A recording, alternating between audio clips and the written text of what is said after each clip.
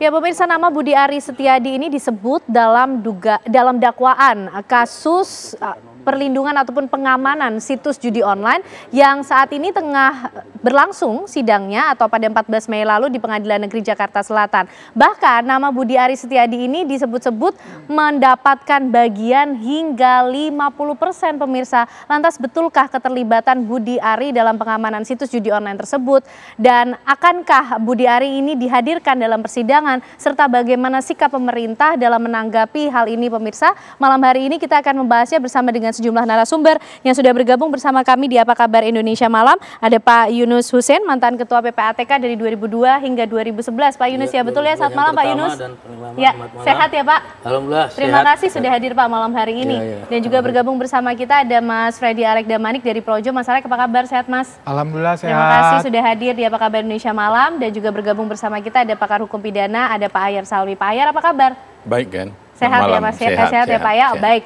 Nah, sebelum kita membahas mengenai hal ini, pemirsa, kami ajak Anda untuk melihat bagaimana pernyataan dari mantan Kominfo Budi Ari yang memberikan pernyataan terkait dengan kasus judi online usai melakukan audiensi dengan pimpinan KPK berikut ini. Nanti aja. Bapak disebut dalam dakwaan gimana tuh komentarnya terkait nama Bapak? Gusti Allah, buatan sare, Tuhan tidak pernah tidur. Selesai. Pak, ini Pak Kapolri juga katanya siap panggil Bapak kalau misalkan terbukti gitu Pak. Apa lagi? Lagu lama kaset rusak. Ya, tuh itu aja dikutip tuh. Lagu lama kaset rusak. Baik, itulah pemirsa tanggapan dari Budi Aris Setiadi ketika namanya disebut dalam dakwaan kasus pengamanan situs judi online. Tapi kita ingin tahu dulu, Pak Yunus, dari PPATK tentu memiliki informasi dan data mengenai berapa kemudian perputaran uang dalam kasus judi online ini, dimulai dari tahun berapa hingga berapa, Pak Yunus? Makasih. Jadi saya mengutip ini, saya dapat informasi dari PPATK dan tidak rahasia sebenarnya. Ya. Jadi hasil analisis ya dari 6 macam laporan yang diterima PPATK didalami, diberikan nilai tambah, dianalisis, melahirkan 28 laporan hasil pemeriksaan atau hasil analisis diserahkan ke Polri, Barreskrim ya. Nah 28 itu kita tunggu, pada waktu yang lalu kan penyidiknya akan meneruskan ya, memfollow up dan penyelidikan. Kemudian transaksi penjualan sendiri sampai April ya 2025. Untuk hasil analisis atau hasil pemeriksaan. Untuk laporan transaksi keuangan mencurigakan sampai April sendiri, angkanya ada di hampir 26.000.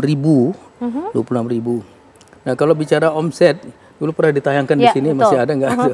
Omset ya sampai sekarang masih triliunan. Mungkin waktu memang ada turun sedikit, cuman masih signifikan, jumlahnya triliunan kan. Puluhan triliun itu masih besar sekali buat kita, apalagi korbannya angka itu. Angka 26.000 tadi, angka laporan dari judi online atau seperti apa Pak Yunus tadi? Angka 25.720, saya bulatkan 26.000 itu laporan transaksi keuangan mencurigakan yang dilakukan oleh penyedia jasa keuangan. Nah apa itu mencurigakan? Ada 6 kriteria. Pertama, transaksi menyimpang dari profil atau karakteristik atau pola transaksi nasabah. Misalnya gaji 20 juta tapi transaksi banyak miliaran, kan menyimpang dari profil. Kemudian transaksi dipecah-pecah untuk menghindari laporan. Misalnya 500 juta kan dilaporkan dalam transaksi tunai kalau cash. Tapi dia pecah 300 pagi, 300 siang, itu dilaporkan juga mencurigakan. Yang ketiga, kalau transaksi menggunakan uang hasil tindak pidana. Misalnya pernah terjadi di Jawa Timur, seorang pejabat membuka rekening, bawa duit 1 koper, dikasih formulir suruh isi. Ditanya sesuai dengan pasal 19 Undang-Undang sumber dana dan tujuan transaksi. Dia marah-marah nggak jadi buka rekening, dilaporkan juga. Karena mendisclose informasi itu aja nggak mau, berarti dugaan ini hasil pidana ya ada benarnya gitu. Tapi ada informasi yang kemudian mengerucut pada kasus judi online tidak, Pak Yunus? Dari transaksi mencurigakan tersebut bisa kemudian di breakdown. Itu jadi bahan baku utama PPATK untuk mendalami yang namanya strategic atau operational analysis, tiap hari dilakukan. Dasarnya ada 6 laporan mencurigakan, tunai, cross border cash carrying, international fund transfer keluar dalam negeri. Terus laporan dari penyedia barang dan jasa, car dealer, real estate agent, dan laporan dari profesi. Misalnya notaris, PPAT, advokat, akuntan publik. Nah itu diolah oleh PPATK, terutama yang nilainya bobotnya tinggi, transaksi keuangan mencurigakan tadi. Itu yang paling tinggi. Lalu produknya ada 4 PPATK. Bisa 1 rekomendasi, 2 informasi, 3 yang dipakai penegak hukum itu namanya laporan analisis atau hasil analisis dan laporan hasil pemeriksaan. Ini sebenarnya kalau hasil pemeriksaan sudah mendekati penyelidikan. Tinggal penyidik mencari 2 alat bukti yang sah. Setelah dia yakin 2 alat bukti yang sah, baru dia nyatakan ini ada peristiwa pidana dan ada calon tersangkanya. Seharusnya jalannya harusnya ke sana gitu. Ya. Nah, Pak Yunus, ketika kemudian ada nama yang diduga terlibat ya dalam pengamanan situs judi online. Dalam kasus ini konteksnya nama Budi Aris Setiadi. Apakah PPATK juga sebetulnya memiliki informasi tersebut?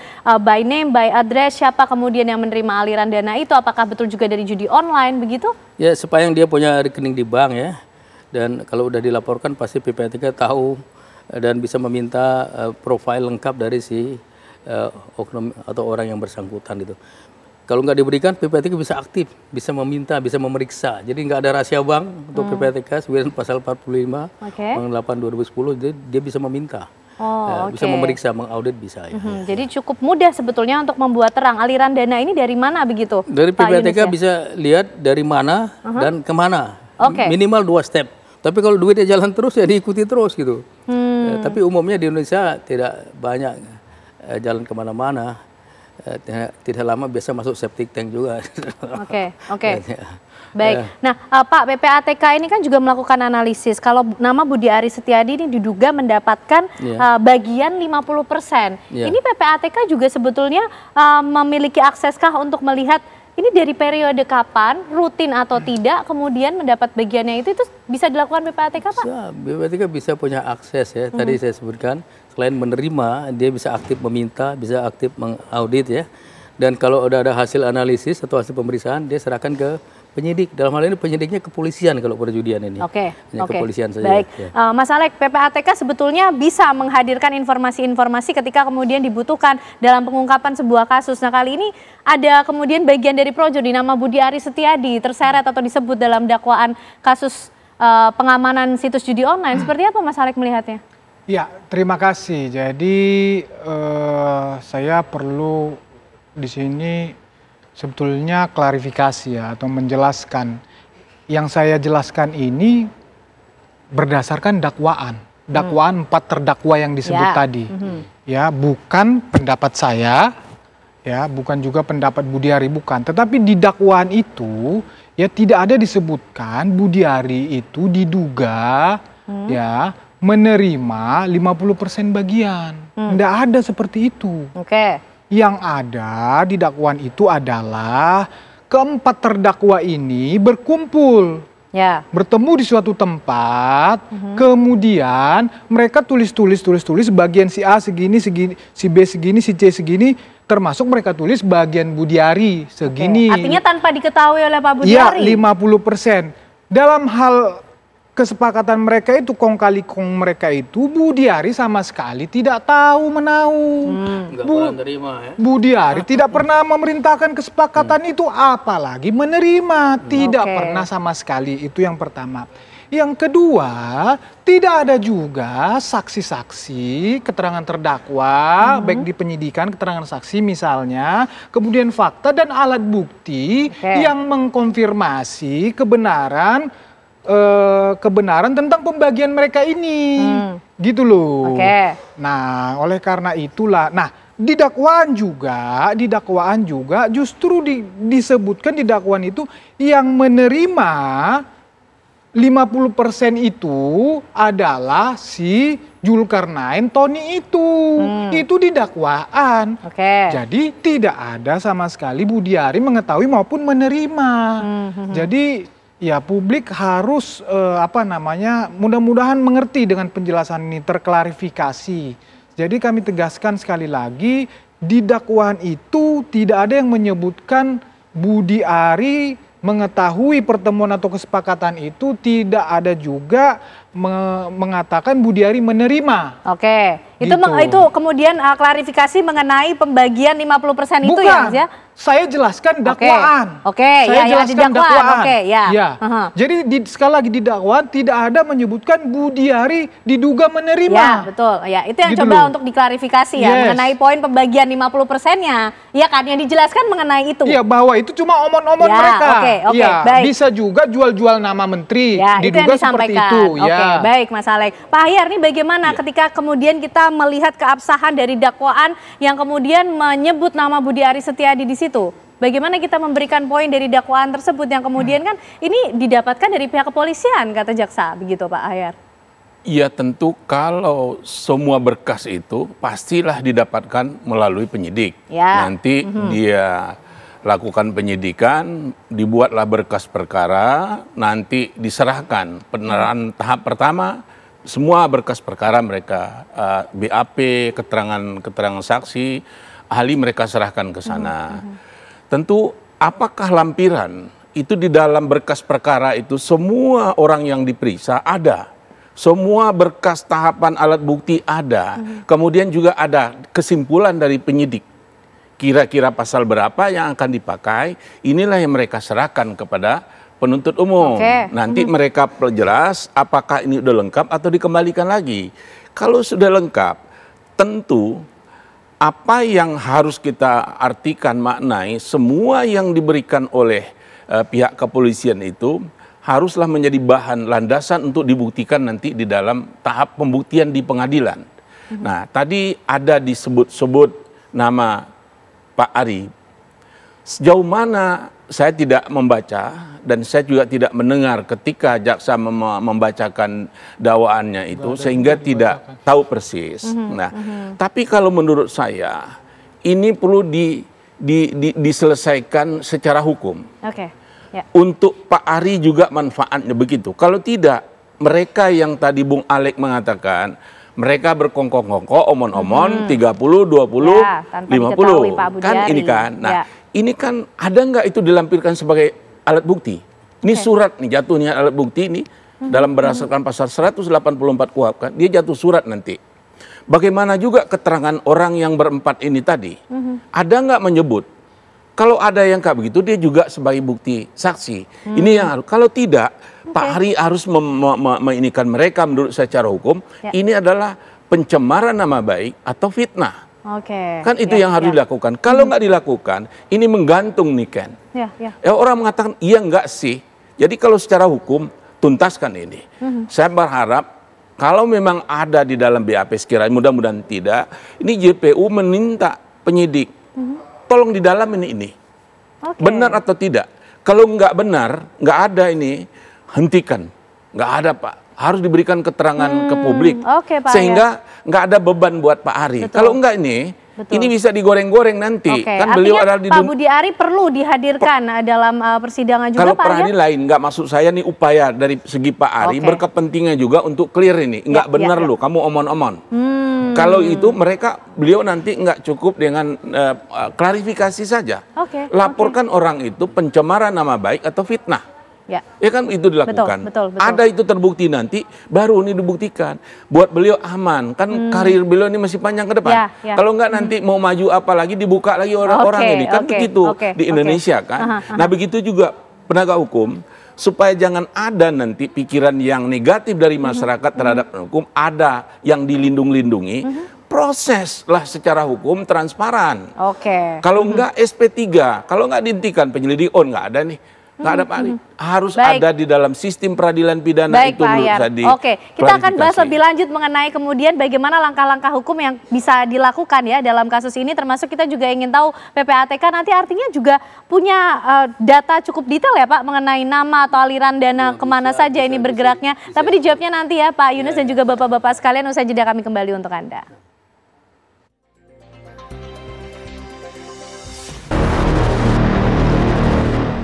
Baik, kita akan masih membahas pemirsa nama Budi Aris Setiadi yang kemudian disebut dalam dakwaan kasus pengamanan judi online. Sebelum kita lanjutkan pembahasan kita, mungkin ini juga bisa menjadi bahan pembahasan karena kami sudah menghimpun sejumlah informasi juga untuk Anda pemirsa dan juga bapak-bapak yang hadir malam hari ini.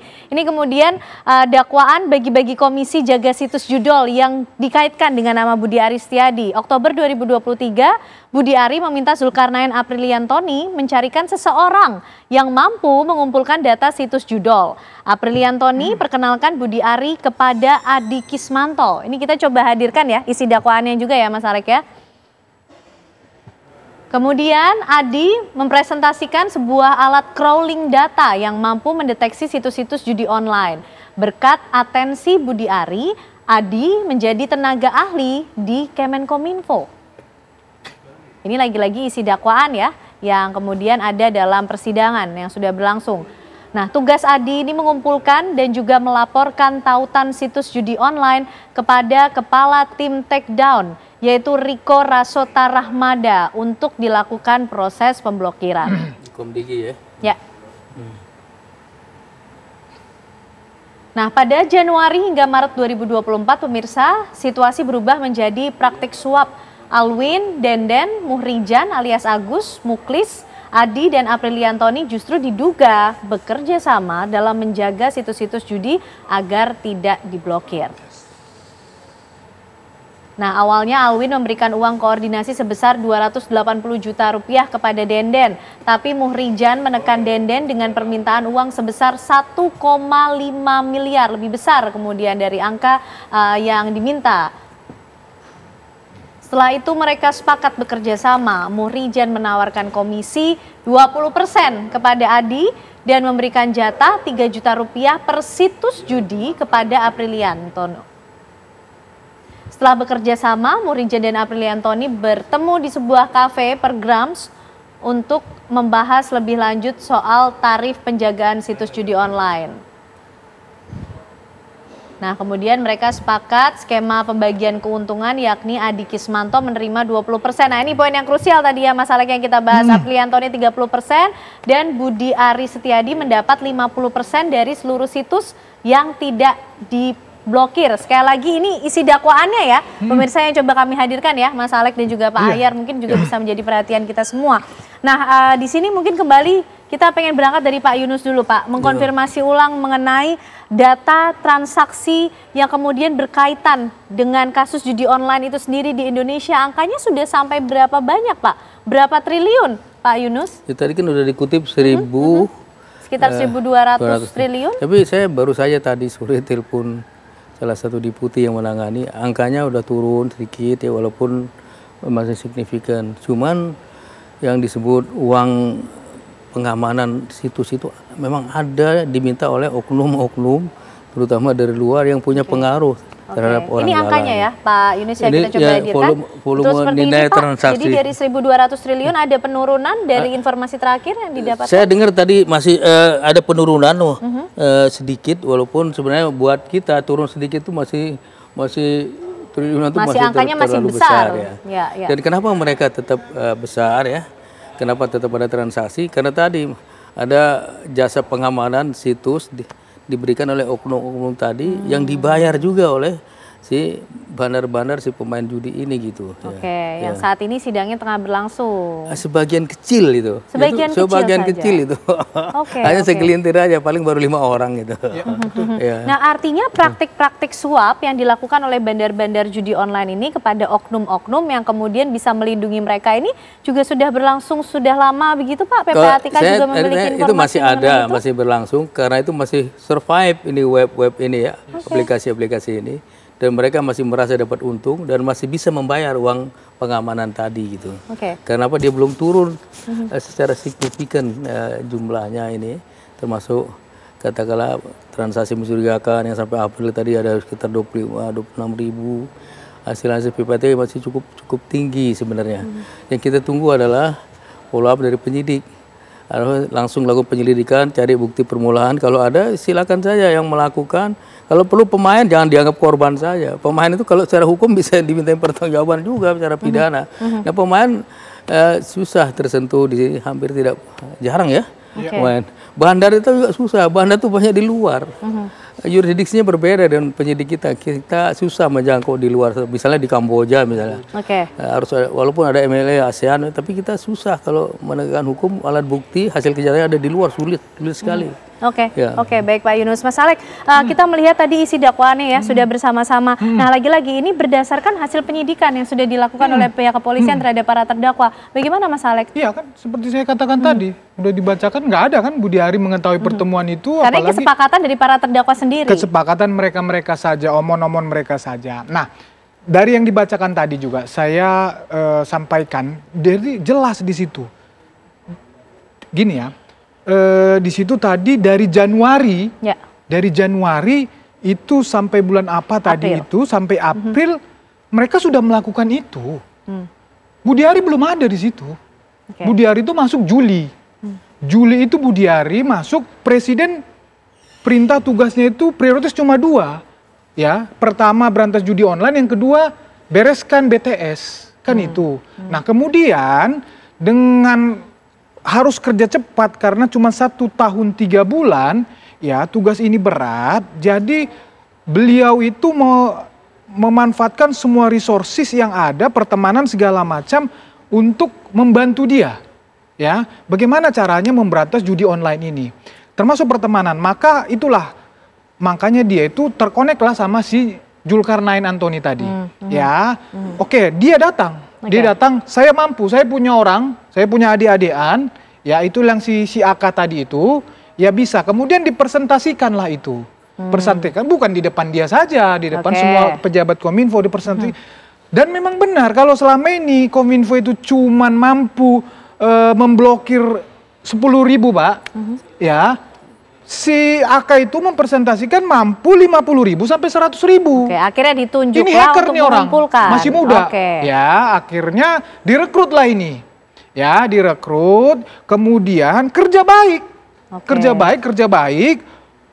Semakin habis ini, semakin kenceng nih. Terganggu yang tadi di awal ini, terganggu yang dipimpin oleh si Deden tadi. Wah, kita terganggu nih, ya. Harus kita dekatin ini si Aka ini. Didekatin lah si Aka ini, diiming-imingi. Datang si Aka ini, jangan cuman gua, ya. Si Zulkarnain Antoni ini yang temennya menteri. Ditekatin juga, berhasil. Itulah yang ketemu tadi bagi-bagi jatah. Pak Menteri sama sekali nggak tahu ini. Nah, oleh karena itu makanya justru ya kami mau sampaikan, mungkin beliau ini juga tahu, justru ya bukan melebihkan, justru Budi Ari itulah harusnya pahlawan pemberantasan judol. Karena gerakan dia yang di awal nggak ada serepublik ini yang seperti dia gerakannya memberantas judol. Berarti yakin bahwa Pak Budi Ari tidak terlibat dalam judol sama sekali, tidak menerima apapun dari transaksi judol ini. Beliau yakin 100% dan akan bersedia dibawa sampai kemanapun ya pembuktian ini. Kita bicara keyakinan dan juga pembuktian, Pak Ahyar, karena kalau dari isi dakwaan ini kan hasil dari penyidikan. Artinya para terdakwa ini juga punya bukti. Mereka kemudian menyebut nama Budi Ari Setiadi dalam keterlibatan kasus judi online ini. Nanti dijawab Pak Ahyar, tapi ditahan ya Pak Ahyar. Sesaat lagi pemirsa, kami kembali untuk Anda. Baik pemirsa, kita masih akan melanjutkan perbincangan kita malam hari ini. Pak Ahyar, bagaimana kemudian ini penjelasannya dan mengenai penyertaan nama Budi Ari Setiadi dalam dakwaan kasus pengamanan judi online ini? Nanti kemudian di porsi mana atau di tahap mana Pak Budi Ari ini bisa memberikan klarifikasi, memberikan keterangan, dan apakah kemudian bisa dipanggil menjadi saksi di persidangan? Yang pertama, apakah terhadap 4 orang ini udah maju ya? Sudah. Ada nggak Pak Ari dahulu dipanggil sebagai saksi? Ya. Untuk mengkonfirmasi benar nggak pembagian yang 30, 20, 50 tadi. Di situ sebenarnya tahapannya. Nah, kalau memang ada, nah ini kita lihat lagi, muncul nggak di dalam dakwaan keterangan Pak Ari tadi. Kalaupun tidak muncul di situ, nanti beliau tentu akan dijadikan saksi di dalam persidangan. Disitulah saatnya Pak Budi Ari bisa menjelaskan dalam versi beliau. Pemeriksaan saksi. Pemeriksaan saksi tahapnya di situ nanti. Nah, itu yang akan menunjukkan di sini kalau diikuti keterangan dari yang berempat, seolah-olah ini kan beliau turut serta, Pak Budi Ari kan. Ya. Kalau ada menerima pasti akan turut serta di situ. Penyertaan di situ. Penyertaan ini suatu tindak pidana dilakukan lebih dari oleh satu orang. Bisa dia yang melakukan, dia yang menyuruh melakukan, bisa dia turut serta melakukan. Ini apa lebih nanti mungkin turut serta melakukan. Dia ada terlibat cawe-cawe, terjadinya terwujudnya suatu tindak pidana. Ada nggak di situ? Kalau memang nggak ada, walaupun disebut nggak ada buktinya juga nggak bisa. Nah di sini yang saya katakan tadi, kalaulah sekiranya di dalam pemberkasan ini Pak Budi Ari dahulu tidak dipanggil jadi saksi, menurut saya langkah hukum yang perlu beliau, menurut pendapat saya ya, itu adalah ini adalah fitnah. Karena beliau tidak, disitulah nanti orang itu yang berempat ini, yang siapa yang menerangkan tadi akan dijadikan juga saksi, benar nggak? Ada saatnya dikonfrontir lagi. Kalau sekarang sekiranya Pak Budi Ari tidak di BAP, ini belum mutlak beliau akan dipanggil, tapi bisa saja nanti kalau pihak hakim ingin untuk terungkapnya, yang kita carikan kebenaran material nih.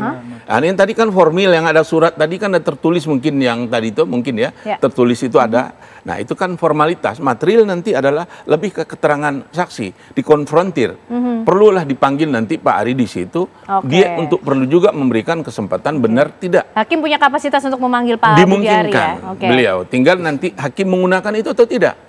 Kalaupun enggak, hakim menggunakan nggak bisa juga dipaksa. Nah itulah langkah Pak Budi Ari tadi menurut saya. Beliau bisa melaporkan orang ini pencemaran nama baik. Saya tidak ada kok. Kok kamu catut-catut nama saya? Baik Pak Ahyar. Nah itu mungkin. Baik itu penjelasannya. Nah Mas Alek ini gimana? Apakah Pak Budi Ari Setiadi kemarin sempat kemudian datang ke Barreskrim untuk dilakukan BAP itu tadi? Dan kira-kira dari Projo sendiri mengawal kasus ini akan memberikan bantuan hukumkah kepada Pak Budi Ari itu seperti apa Mas Alek? Ya. Pada saat penyidikan, Budi Ari sempat diperiksa sebagai saksi, ya. Dan seperti kata Pak Ahyar tadi, ada kemungkinan pihak kejaksaan juga sudah menyatakan, tergantung penyidik ya, tapi karena ada disebutkan di situ, bisa jadi kemungkinan juga dipanggil sebagai saksi di dalam kejaksaan. Harusnya kalau nggak tahu saya, kalau persidangan hari ini para terdakwa itu tidak melakukan katakanlah eksepsi, harusnya tahapan hari ini itu pemeriksaan mereka, ya, pemeriksaan mereka sebagai terdakwa atau juga saksi-saksi lain boleh lah sebelum masuk ke mereka. Tapi kalau cepat karena kemarin saya dengar itu sidang cuma 15 menit. Saya nggak tahu ini serius apa enggak nih kan, sidang cuma 15 menit, dakwaan tidak dibacakan, nah hanya ujungnya aja katanya begitu. Nah bahkan sampai sekarang nih kalau media punya rekaman kan tadi kita udah diputar ini kan, nggak Mbak ini yang baca kan, nah itu maksud saya. Jadi sampai sekarang belum ada indikasi pemanggilan itu, nggak tahu minggu depan atau minggu depannya, tapi beliau udah menyatakan akan siap melakukan membuktikan bahwa dia tidak terlibat melalui kehadirannya di persidangan ataupun siap ya ketika dipanggil ya. Pasti siap. Baik. Untuk kepentingan beliau juga sebenarnya. Pak Yunus, kalau di sini PPATK sejauh ini dari pengalaman Pak Yunus sendiri juga memiliki peran ketika kemudian mengawal jalannya kasus-kasus seperti ini, Pak? Kalau terkait ini kan ada tindak pidana pencucian uang, lanjutan dari tindak pidana asal perjudian. Kalau ada TPPU-nya, PPATK bisa diminta sebagai ahli oleh penyidik. Tapi selain itu bisa juga orang luar PPATK diminta sebagai ahli bisa. Dan dalam keterangannya nanti memberikan kesaksian sebagai ahli, informasi apa yang biasanya kemudian diminta dihadirkan di persidangan, Pak Yunus? Ya itu kembali ke pertanyaan dari penuntut umum, hakim, penasihat hukum ya. Yang jelas hasil analisis, hasil PPATK bukan menjadi alat bukti. Karena dia produk intelligence ya. Penyidiklah yang mencari alat bukti itu untuk menaikkan ke penyidikan, mencari tersangkanya, lalu menyerahkan ke kejaksaan.